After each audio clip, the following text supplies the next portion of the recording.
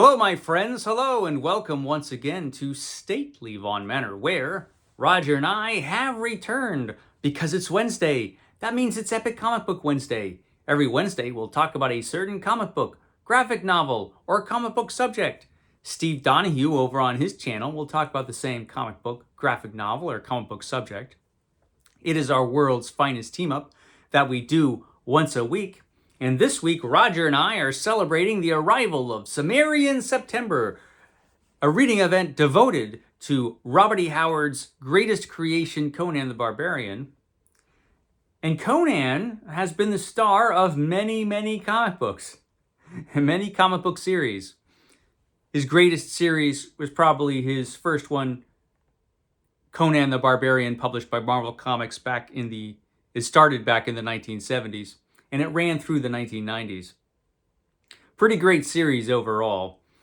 And there was also another series that was produced at the same time called Savage Sword of Conan, which was a black and white magazine devoted to Conan and other Robert E. Howard adventurers. Solomon Kane showed up in the pages of Savage Sword of Conan.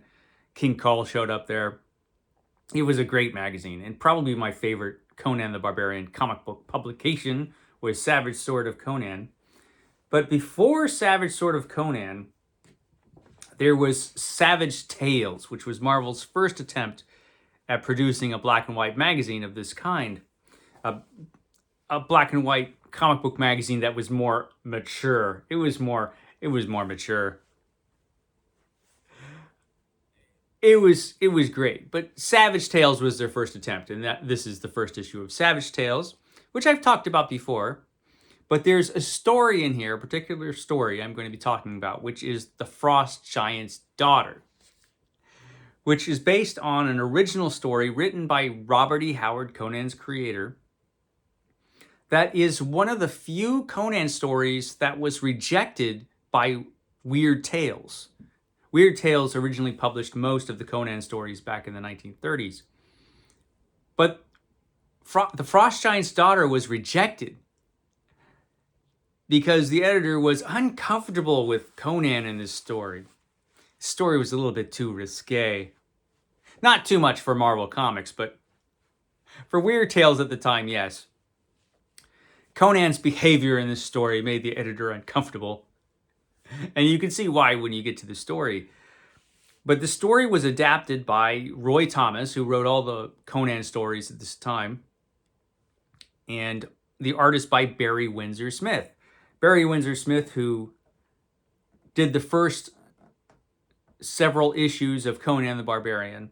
He started off in Conan with his art being just all right. It was kind of a weird mix of Jack Kirby and Steranko.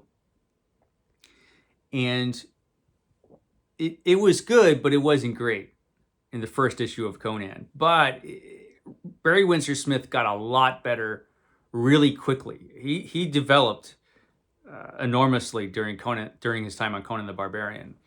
And within a few issues, his artwork was just stunning. And by the time he got to this story, The Frost Giant's Daughter, it was just better than most anything you'd see in a comic book at the time. He was just an amazing artist on Conan.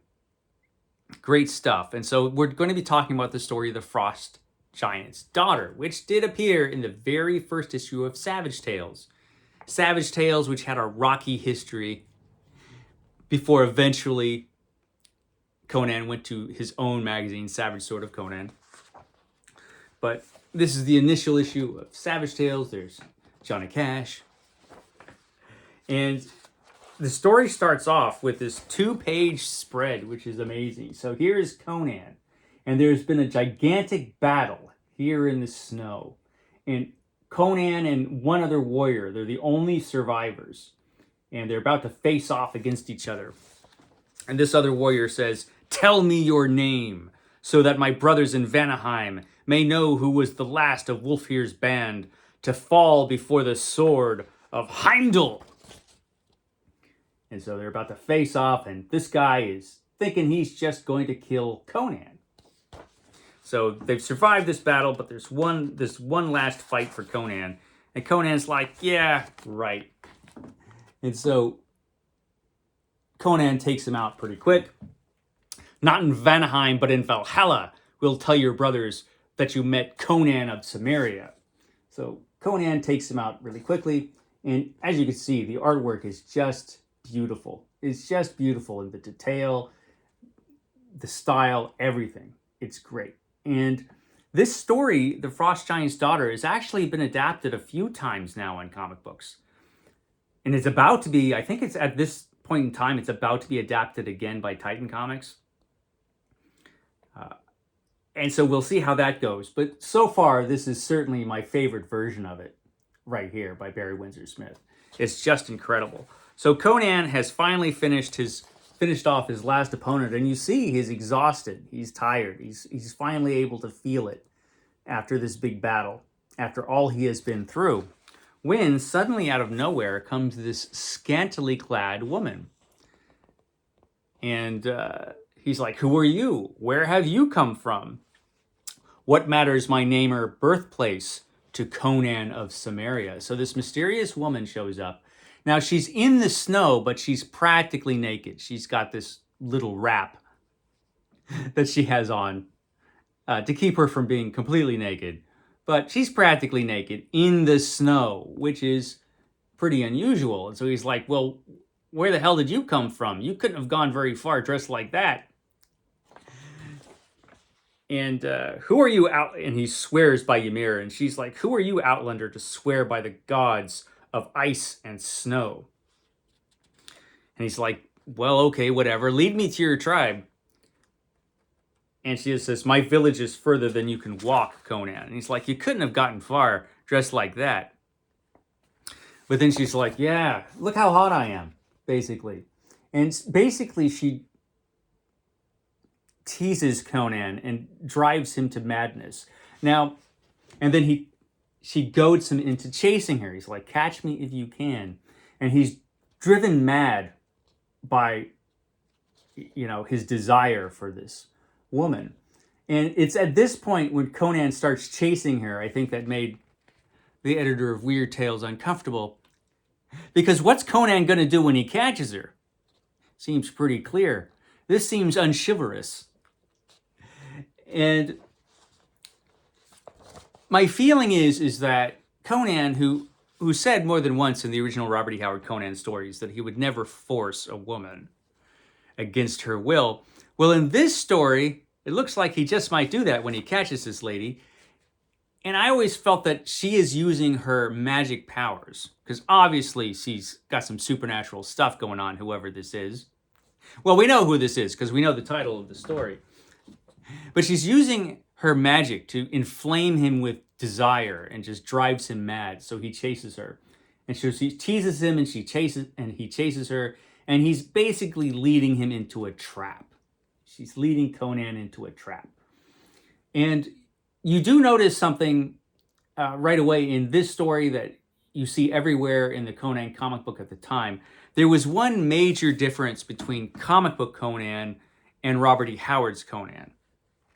And as Roy Thomas wrote Conan, I think this was the major difference between the two characters. And that is the Conan in the comic book talked too much. Conan in the comic book just talks way more than the character that Robert E. Howard created. But that is forgivable because that's just the way comic books were back in the day. You had to fill every page full of dialogue and, text, because if you didn't, they thought you weren't getting your money's worth. So comic book Conan tends to talk more than Conan from Robert E. Howard. But just look at the artwork. It's just beautiful. But like I said, Conan's being led into a trap. And who are these two fellas? Well, they are her brothers. They are her brothers. The Frost Giant's sons. And they're looking at Conan and they're like, yeah, we're going to kill this dude. And as she says, look, she says, brothers, look who follows. I have brought you a man to slay. Take his heart, that we may lay it smoking on our father's table. So they're going to eat Conan's heart. And so they think, yeah, we're going to take out this little dude. And she's probably played this trick on many survivors of battles in the area many times. And so she thinks, Conan is going to be, easy to take out. But wrong. What are a couple of frost giants to Conan? So it doesn't take Conan long to kill these guys. What does he do it in, like a few panels? Yeah, it's like 2 pages. He fights these guys off and kills both of them. And she's like, oh, hell. She did not expect that. So Conan, after killing her brothers, continues on after her and actually catches her for a moment before she gets away and calls to her father, who comes down and spirits away the frost giant's daughter, and she disappears. And he's left alone in the snow. And the Cimmerian crumples into the snow to lie motionless and deathly silent. So this could be the end of Conan. So even though Conan survived the battle against these 2 frost giants, maybe he will not survive the elements. But he is found by his fellow warriors who have been tracking him all this time. And Conan tells them the story, and they think he's kind of crazy. But this one old guy is like, no, man, it is Atali you saw, stripling. Atali, the firstborn of Ymir, Atali, the frost giant's daughter. Because when he was a young man, this old guy, the same thing happened to him. He would have followed her, but he was too injured from the battle that he survived. And Conan's like, well, maybe it was all in my head, because they're like, Conan, he's lost it. But Conan had grabbed that one tiny bit of clothing, and he has it in his hand. And that's how he knows that his experience was an actual experience. He really did meet the frost giant's daughter. And so this is a short story. It is only 11 pages long, but it is one of the most perfectly adapted of any of the comic book versions of a original Robert E. Howard story. It is just a perfectly adapted story. And in those 11 pages, you just get this magnificent story full of this glorious artwork. And this story was actually reprinted more than once. This Savage Tales, like I said, had a rocky history. So the first issue of Savage Tales probably didn't reach as many people as they would have liked.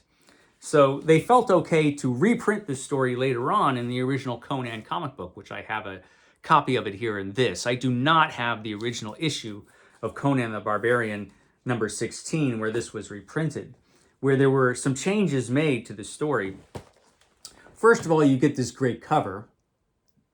And on the cover, it says Night of the Frost Giants, which I guess they felt was a more enticing story to teenage boys than the Frost Giant's daughter. Who knows? But we get that great cover, and we also get an extra page. Barry Windsor-Smith adds this splash page, which shows you a scene of the battle, and from a distance, Conan and the other warriors squaring off against each other. It's a great splash page, and certainly a worthy addition to the story. And then we move into the actual artwork itself, which, as you can see, when it's colored, it turns out okay. It has a different effect, probably, with the colors. But there have been some changes made, and the biggest change, of course, is the Frost Giant's daughter has a little bit more, she's a little bit more covered up in this story, because this is just a regular comic book story, so you can't have her quite as naked as she was in the original version of the story. Otherwise, the artwork is relatively unchanged, except for, of course, the grayscale has been taken out and color has been put in.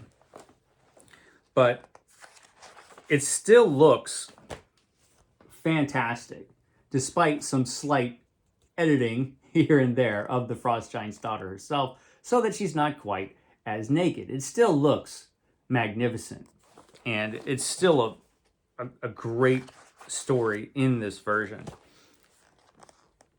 The artwork really comes across really, really well. It's just brilliant.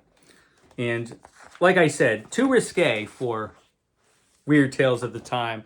But Marvel Comics of the 1970s, not so much. This could, I don't know that this is Barry Windsor-Smith's best work on Conan, although it might be. I think his best work might actually be Red Nails.